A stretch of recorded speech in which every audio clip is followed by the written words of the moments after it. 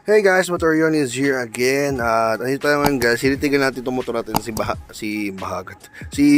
Habagat. Dahil wala lang, sobrang dumi na nga niya. So check natin kung saan yung may mga gas-gas. Dahil syempre, hindi natin alam pag matakbo tayo ng mabilis. Lalo pag gabi, di ba? So check natin. Pero ngayon kasi, ito na yung sira talaga ng Dominar. Ito na yung pinaka common na marupok masira sa kanya. Is ito guys, ito. Yung reservoir ng brake fluid sa likod. Ayan o. Ito yun guys, may crack na kasi plastic lang yung kanyang bracket. Ayan o, yung pagtutordilyohan. So ayan, gawa natin ng paraan. Ayan. Gagamit tayo ng, syempre, ang pinaka-katuwa sa lahat, Mighty Bond. DIY lang natin siya since madali mo siya tanggalin. Ayan lang. Naka-bolt lang siya guys, wala siyang nut sa likod. Then gagamit siya, buti meron tayo sa tools na size 10 siya guys. Size 10 na wrench. Ayan. So wala tayong closest, ito lang yung available. So ayan, wala yung socket na wrench eh. So ito lang gagamitin natin, size 10. So alisin na natin para mamaitiban natin. Pero guys, dahan-dahan lang kayo kasi dahil may nakakulik pang hose dito or na kung dito sanay, nakaklamp naman yan. So dadaan natin at alisin ito sa lagay ng Mighty Band. So since wala tayong tagahawak ng camera, is off mo natin yung video dahil walang magtututok ng camera dahil ako lang nagka-camera dito, no. Ayan, so sa mga Dominar owner, watch out. Ito ang babantayan nyo sa ating Dominar kasi prone siya matapakan ni angkas since magkadikit lang siya, tapos pwede siyang tamaan ng kahit anong bagay, lalo na pag mabilis or pag may mga bata sa mga paligid. Pwede siya matapakan. Kahit mapagtripan lang siya, yan, pwede yun. Mahampas, matapakan ng bata. Kunyari, akala nila ito tapakan kasi since kabungod kasi hindi mo na itago dito eh, no? So, ayan. So, dikit na natin. Let's go. So, in-itsura guys, pagkatanggal yung bolt, ayan. So, medyo may gagawin naman pala siya kahit papano para ma-imightiban pa natin to.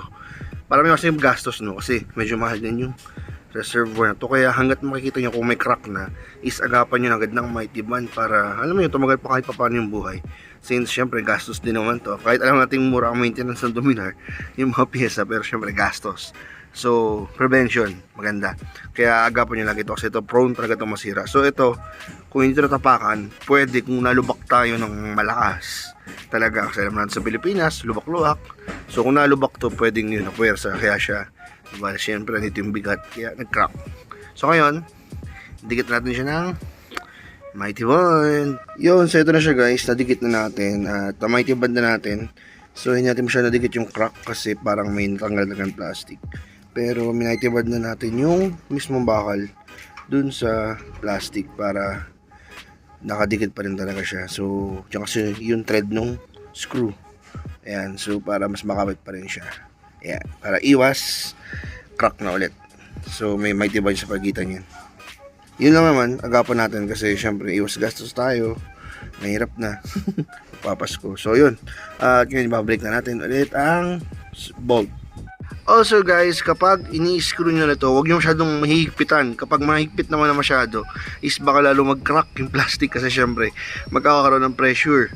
So baka mas lalong mapalala, masira yung buong plastic. So dahan-dahan nyo lang muna. Pakiramdaman nyo yung paghigpit ng bolt. So pag tama na higpit, hayaan nyo na guys kasi alam nyo na, mahirap na.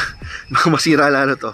Yun guys, so natapos na natin itong Mighty Band. So, sabihin ko na sa inyo guys is, huwag nyo siya yung Mighty Band na nakadirect na nakakabit pa rin yung mga tamad dyan. Bakla sa inyo sa bolt. Kasi pag Mighty Band nyo dyan, baka dumikit na mismo yung bolt sa plastic sa bakal. Siyempre, liquid pa rin yung Mighty Band.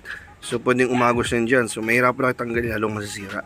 So, payo sa inyo, tanggalin nyo muna yung bolt para mabaklas to. Sa kanyo yung Mighty Band. Yung. Sa kanyo nga, maging aware kayo lagi, na-check nyo lagi itong brake fluid reservoir. Siyempre, preno rin natin to. So, pag ito isasira, malfunction yung brake sa likod, mag-cause parang accident sa atin. So, yun mga kadoming, maraming salamat sa panonood. At sana, nabigyan ko yung tip, heads up, at nakatulong ako sa inyo. So, yun, maraming salamat guys. At follow nyo nga pala yung bagong page, yung Motorion. Then, binago ko yung luma kong page, kalagay yung lumang page yung Motorion. Kasi nga, nagkaroon ng issue yun. So, follow nyo yung bagong page, Motorion. Lagay ko dito. Ayan. So, yun, maraming salamat guys. Alagay ko na rin link para click nyo na lang, follow nyo. So, yun, maraming salamat guys. And, ride safe. Bye.